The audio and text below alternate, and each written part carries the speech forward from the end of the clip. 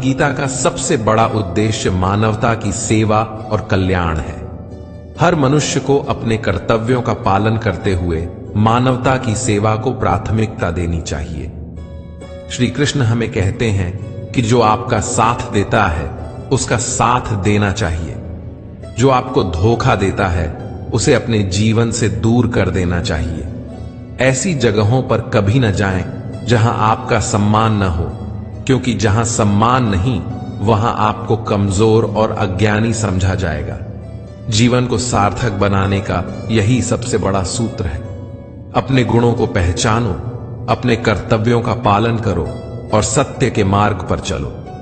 जहां बारिश नहीं होती वहां फसलें सूख जाती हैं, और जहां संस्कारों की कमी होती है वहां पीढ़ियों का भविष्य अंधकारमय हो जाता है। जीवन में जिन रिश्तों को हम खास समझते हैं, अगर वे हमें यह कहते हैं कि उनके पास समय नहीं है, तो समझ लीजिए कि आप उनकी प्राथमिकताओं में नहीं हैं। श्री कृष्ण अर्जुन को समझाते हैं, जो मेरी दिव्य लीलाओं और जन्म के रहस्यों को समझ लेता है वह शरीर त्यागने के बाद पुनः जन्म नहीं लेता और मेरे परम धाम को प्राप्त होता है। ऐसा व्यक्ति जो मैं और मेरा के मोह को त्याग देता है और इच्छाओं से मुक्त हो जाता है, वह अपार शांति का अनुभव करता है। मनुष्य के जीवन में ज्ञान और ईश्वर के प्रति श्रद्धा का होना अनिवार्य है। जिनमें इनकी कमी होती है वे न तो सच्चा आनंद पा सकते हैं और न ही सफलता। ईश्वर ने हमें जो दिया है वही हमारे लिए पर्याप्त है, और यही सत्य हमें संतोष का मार्ग दिखाता है। संयम, सदाचार, स्नेह और सेवा जैसे गुण हमें केवल सत्संग और अच्छी संगति से मिलते हैं। प्रार्थना केवल परिस्थितियों को नहीं बदलती, यह हमारे चरित्र को निखारती है।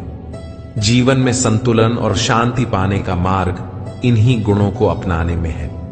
बात हमेशा इतनी मधुर और संतुलित होनी चाहिए कि अगर कभी उसे वापस भी लेना पड़े तो वह कड़वी न लगे। साथ ही जीवन में स्वाभिमान का होना अत्यंत आवश्यक है, क्योंकि अगर आप स्वाभिमान नहीं रखते तो लोग आपके अधिकारों को भी अनदेखा करने का प्रयास करेंगे। श्री कृष्ण कहते हैं, एक महापुरुष आत्मा को आश्चर्य की दृष्टि से देखता है, दूसरा उसकी विशेषताओं का वर्णन करता है, और कोई सुनने के बाद भी उसे नहीं समझ पाता। यह आत्मा का रहस्य केवल उन्हीं को ज्ञात होता है जो इसे जानने के अधिकारी है। वह व्यक्ति जो दुख और सुख को समान भाव से देखता है और इंद्रियों और विषयों के आकर्षण से विचलित नहीं होता, वह मोक्ष का अधिकारी बनता है। यह धैर्य ही जीवन में सच्चे मार्ग पर चलने की शक्ति देता है। याद रखें, जब तक आप खुद से हार नहीं मानते तब तक दुनिया की कोई ताकत आपको हरा नहीं सकती। कमजोर आप नहीं हैं, बस आपका समय कमजोर हो सकता है, और समय हमेशा बदलता है। आप अपने कर्म करते रहें, क्योंकि यही आपका धर्म है। संकट से गुजरने वाला ही अपनी असली ताकत को पहचान पाता है, और जो दूसरों के दुखों को समझते हैं, उनके प्रति दया और सच्चे मन से सेवा भाव रखते हैं, वही जीवन को सार्थक बनाते हैं। वे इस संसार के जन्म मरण के चक्र से मुक्त हो जाते हैं। यही जीवन का सच्चा उद्देश्य है। दूसरों के लिए दया, करुणा और अपने कर्तव्यों का निर्वाह करना चाहिए। कभी किसी को कुछ देने के बाद घमंड ना करो, क्योंकि हो सकता है कि तुम वास्तव में किसी पिछले जन्म का कर्ज चुका रहे हो। घमंड सिर्फ व्यक्ति को नहीं, बल्कि उसके वंश, वैभव और प्रतिष्ठा को भी नष्ट कर देता है।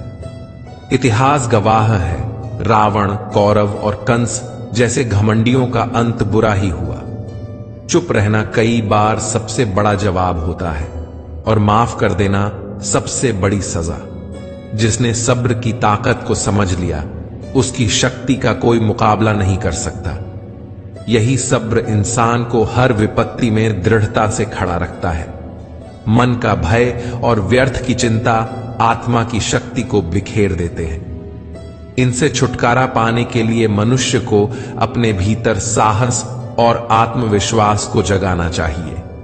जीवन की चुनौतियों से भागना किसी समस्या का हल नहीं है। श्री कृष्ण कहते हैं कि भाग्य और ईश्वर की इच्छा को बहाने बनाकर अपने कर्तव्यों से मुंह मोड़ना अनुचित है। हमें हर परिस्थिति का सामना निडर होकर करना चाहिए, क्योंकि सच्ची शक्ति चुनौतियों का सामना करने से ही प्रकट होती है। यही जीवन का सत्य है, अपने कर्म पर विश्वास और मन की दृढ़ता। श्री कृष्ण कहते हैं, यज्ञ से बचे हुए अन्न को ग्रहण करने वाले श्रेष्ठ पुरुष सभी पापों से मुक्त हो जाते हैं, लेकिन जो लोग केवल अपने शरीर के पोषण के लिए ही अन्न पकाते हैं और ईश्वर को भूल जाते हैं, वे पाप के भागीदार बनते हैं।